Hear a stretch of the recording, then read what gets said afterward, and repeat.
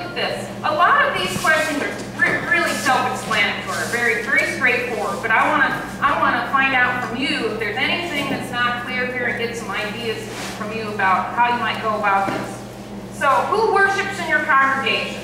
Now, this is really thinking about, you know, numbers of how many members, but also who's there. Like, how many youth? How many adults? How many families with children? How many elders? It's a good way to get you thinking about maybe one of these groups will be your target audience, you know, that you want to focus on for your creation care ministry. So knowing the demographics of your congregation is going to inform you about making some decisions regarding your creation care ministry project. The educational awareness that you're going to do, it might be a worship service, it might be a program with the youth, you know, engaging them in some way. These are different. So knowing the demographics is a way of informing you to get to that discernment. And what ministries are most active? So churches and congregations of all type have different names for ministries. Some they might have a social justice committee, and others might have an outreach committee, or they might have these different names for the ministries. But it'll be helpful for you to begin thinking about what committees or ministries are we already engaged in that I can bring a program to, or share information that you're learning from the Watershed Stewards. So you can develop your ministry based on connecting and collaborating with one of those ministries that's already existing. Are there any questions about what is meant by the ministries in your congregation? Let's hear some examples that you have of ministries in your congregation. Yes? Habitat for Humanity. I'm sorry? Habitat for Humanity. Habitat for Humanity. Yeah, that's building homes for low-income people. Yes? We have a legislative ministry. Legislative ministry. Mm-hmm. And advocacy. Sorry. Property management. Yes. Mm-hmm. Homeless care. Homeless care. Mm-hmm. House. Yeah. Mm-hmm. Social action ministry. Social action ministry. Yeah. Couples ministry.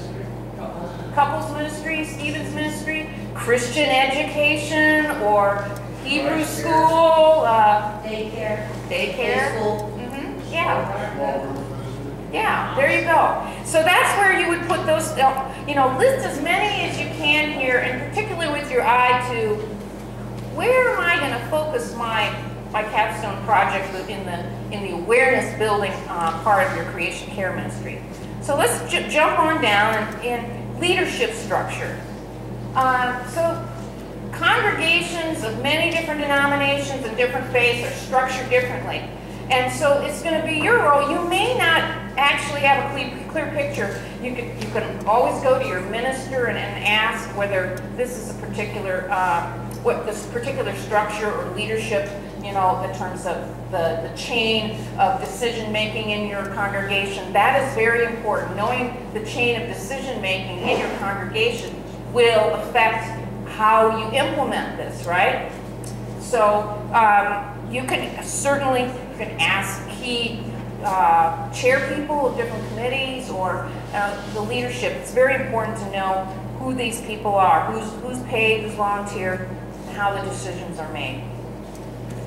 Now, just jumping through some of these other questions. Spiritual values your congregation's project will reflect. That is what we're getting at tonight. Some of these biblical themes, some of these theological ideas. What resonates? You know your community, and you're in it. What do you think is going to speak to them? That's where you're going to put out. What is the spiritual values that your congregation is already acting on? It might be, you know, care for the poor, or you know, ministry with the homeless. You know, these are specific things that you're already doing, and the sacred texts that back that up, that reinforce that. So, how will these values then be conveyed in your project? You know, this is about bringing it all together, integrating the values and the teachings with your project that you'd like to build awareness and and work with a particular target audience. And beyond your congregation, communication tools. Does your congregation already have a newsletter? What works for your congregation to get the word out? And finally, what actions has your congregation already taken for creation care? Build on what you already have in place. Something that you can find either other people or other energy that exists already in the congregation that you'd like to capitalize on and grow into a wider ministry for creation care. So, and if your congregation doesn't already have a green team, how might start one, or think about who could be invited to be on a green team. So, those are some of the major areas in a ministerial assessment that we're inviting you to think about, to ask questions about, and to do some investigative reporting on. So any questions or concerns about that before we jump to the next part? Do people feel comfortable with ways that they can find out the answers to these questions if they don't just know it off the top of their head? Do you feel comfortable with that? So how would you find out an answer to one of these questions if you don't just know it intuitively? The church staff. Church staff. Church staff. Website. Website, okay. Deacons, yeah.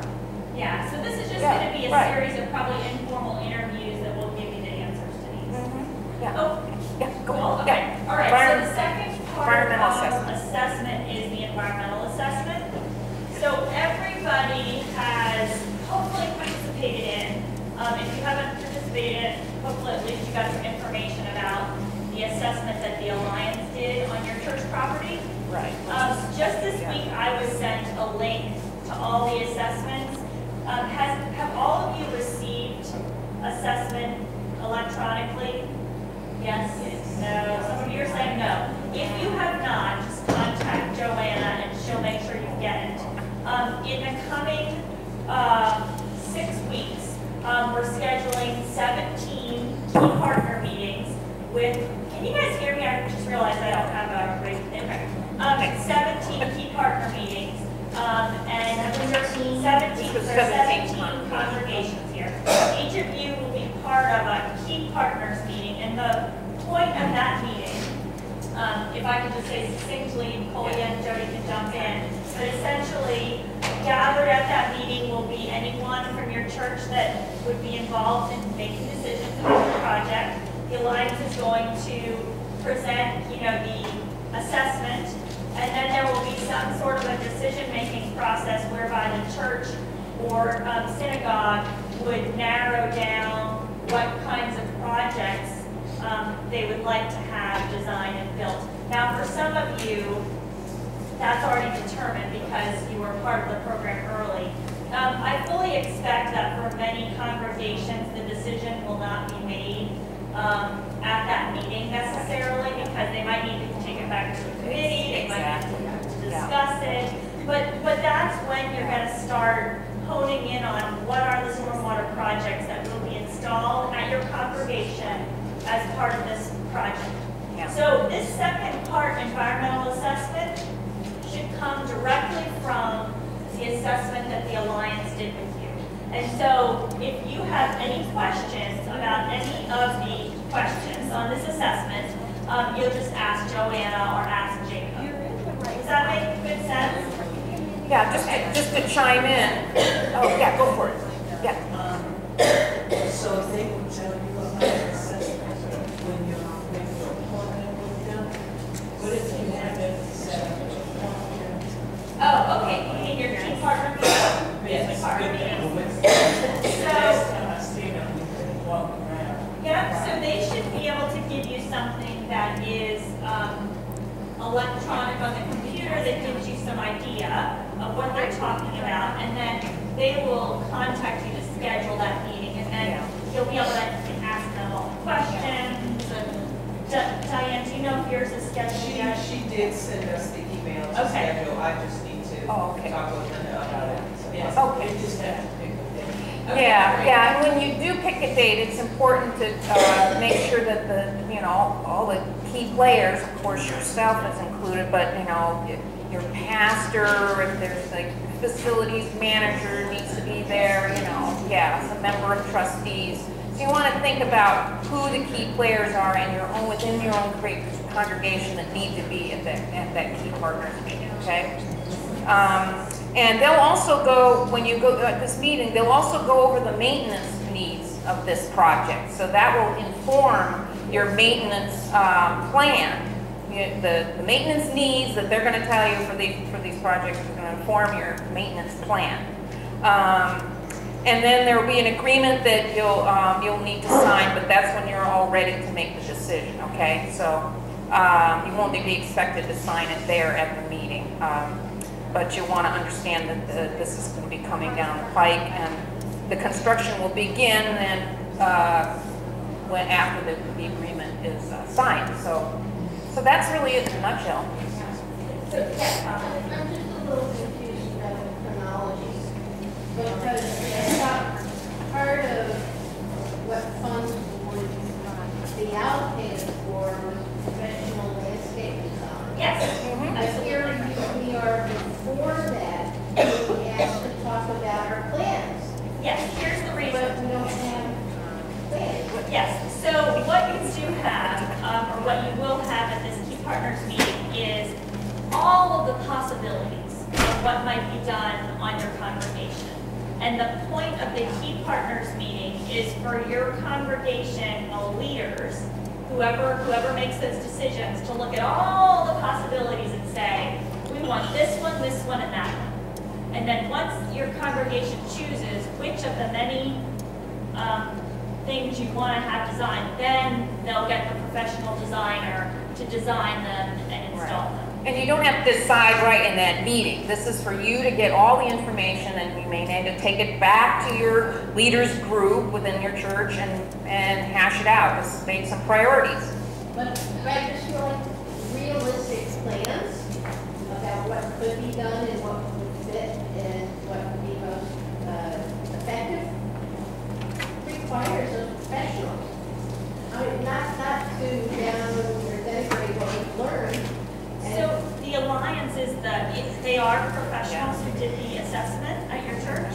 But not yet. But they're not telling us. You're Yes, saying that they we should are. tell them what we No. So they're going to give you all of the ideas. Oh. And I then, thought they were going to hear that. no. I'm sorry. So they're going to actually be leading this meeting. You do not need to lead this meeting. You don't have to have any, you don't have to feel like you're the environmental experts, because they're the ones that are going to come and present everything. You are receiving information from them. But your other role is to make sure the right people are at this meeting. And so, has everybody received information from the Alliance about who they should be inviting to this key partner meeting? If anybody feels fuzzy about the key partner process, we can talk during the break. But hopefully over the next 6 weeks, everybody's going to have their meeting, and all of your congregations are going to be able to have a nice decision-making process about what are the specific things that you're going to be installing. Okay, so I want to just really quickly go over, really quickly, this next section, which is, so this is your capstone project proposal. Can someone just read for us the top of page 12 and let us know how many proposals are due per congregation and what day?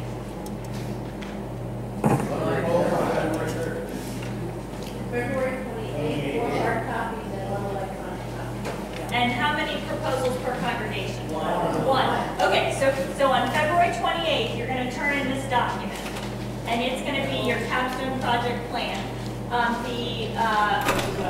the proposal, which starts on page 12. You're going to turn that in. It should be no more than 12 pages. I mean, no more than 5 pages. So really, we don't want you to do a whole lot of writing.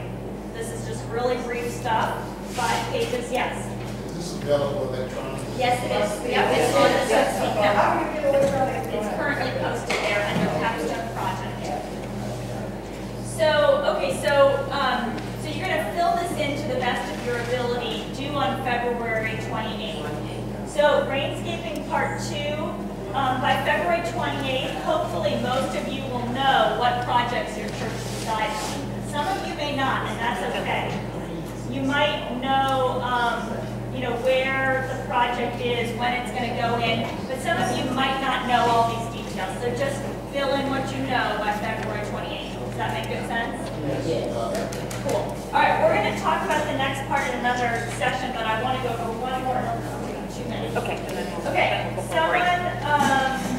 Someone said something about February 3rd. That's also an important date because on February 3rd, each church or synagogue is going to do a presentation about their assessment. So the assessment we just went over had one part which was Kolya's ministerial, and the second part was on that environmental assessment.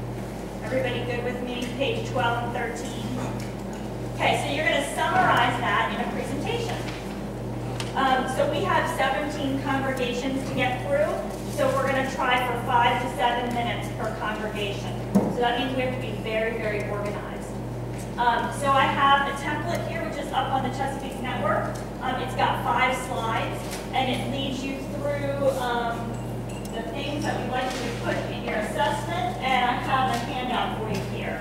So this is the template that's on the Chesapeake network, and it's just meant to summarize your assessment, which is pages 12 and 13 of your syllabus. Does that make good sense? On the top of page 12, the directions, it says 1 to 4 photo per project. Is that for each of the suggestions that the Alliance has made, or just for the project that we're going to? Just what you choose. What you choose. Yeah. Okay. Let me just click through these really quick. Hey folks, we're going to take a break really in 2 seconds. Okay. So let me just get through these, and then we'll take a break. So we want your congregations, maybe a little picture, who's in your group. Sorry. We want to know who worships in your congregation.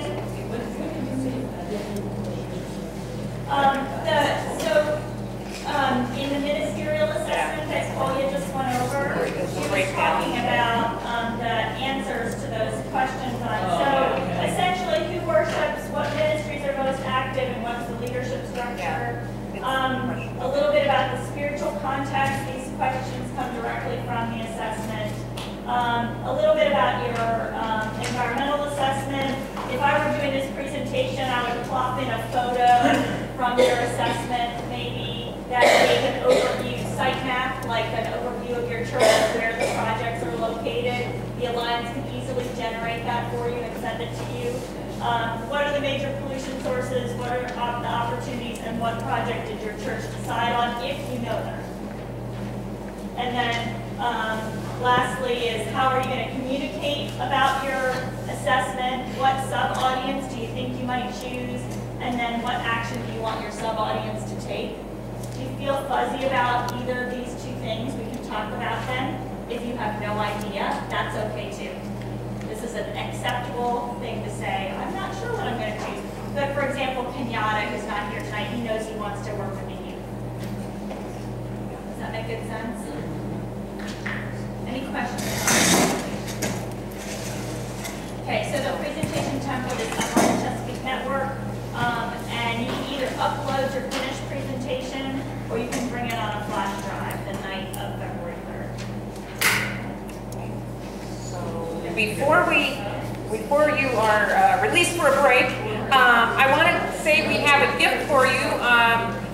This is a resource guide called Stewards of the Bay, Toolkit for Congregations in the Chesapeake Bay Watershed, and it's got Bible studies, it's got all kinds of activities, and everybody gets to take one with them. So please come up and grab one for yourself. Yes, here you go. Hey, now, break time? See if we can do it in 6 minutes or 10 minutes. 10 minutes. Yes. Your comment, the Riverwise was available.